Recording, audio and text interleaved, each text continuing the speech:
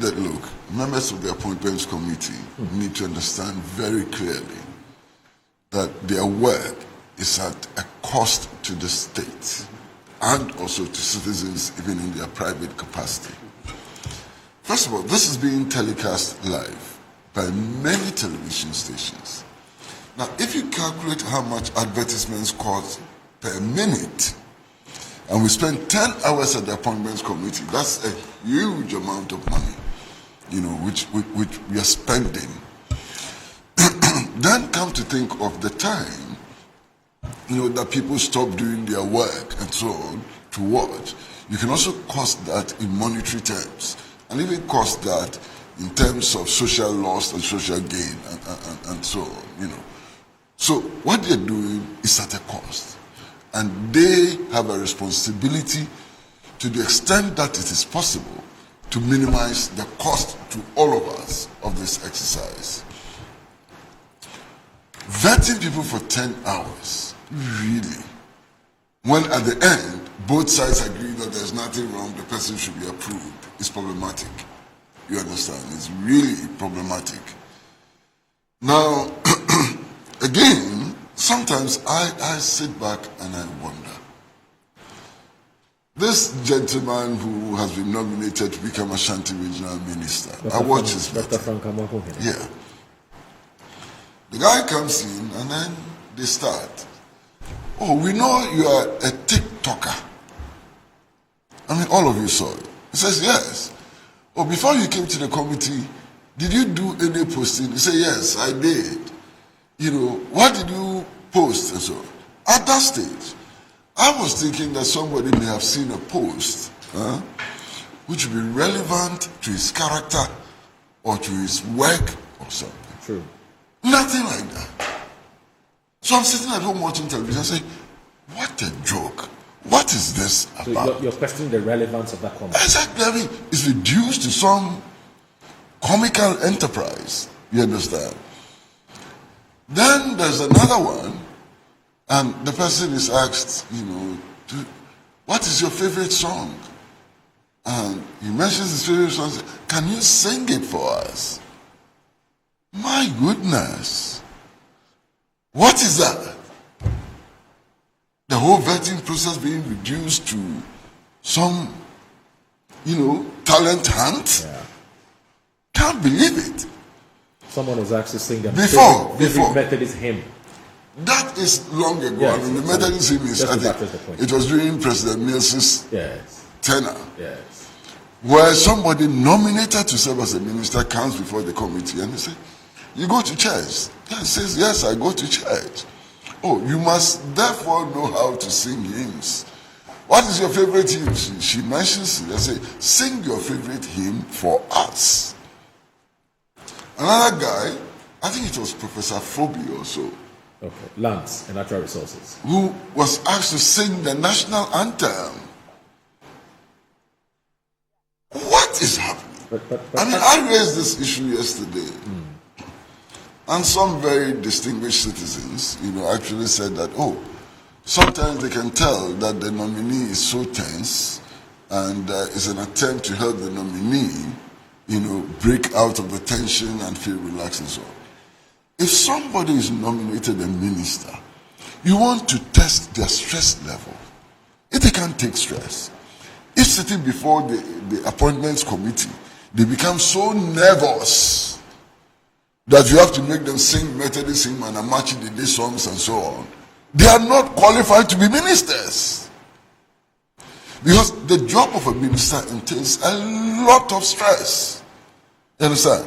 So if you go and sit on the Appointments Committee and you think that your duty is to help relieve stress and so on, what are you doing to us?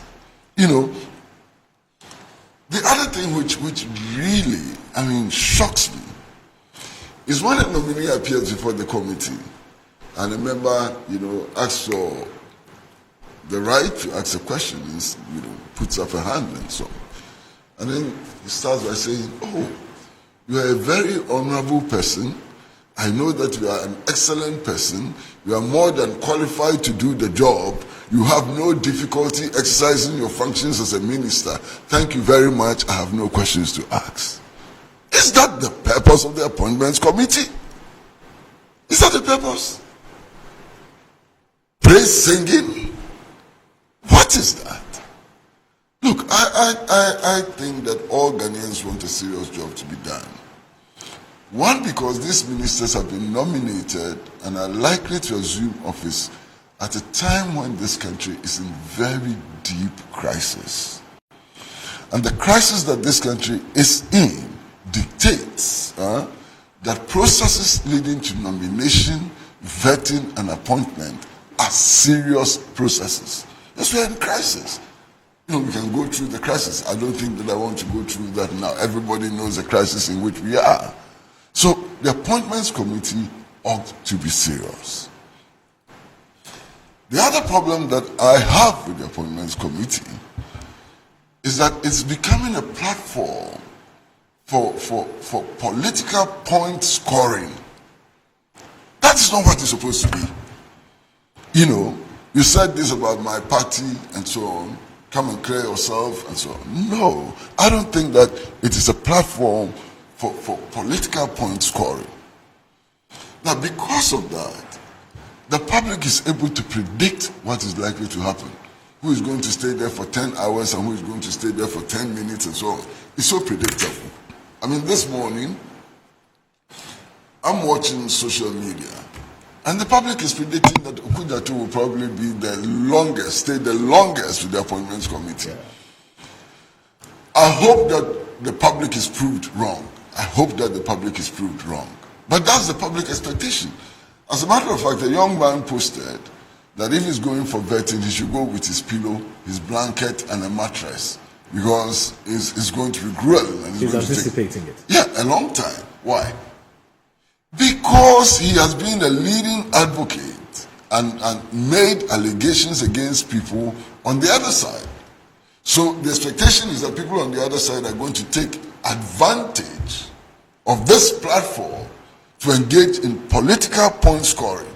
Why? Why? Is that the purpose? You would notice that the vetting of ministers has not always been with us. Indeed, when we had the Westminster type of governance, there was no vetting of ministers. Because I think that it was assumed at the time that ministers must be persons who simply are qualified as members of parliament, because ministers were taken from parliament. You know, so if you're a member of parliament, automatically you qualify to be a minister. So there was no need for vetting.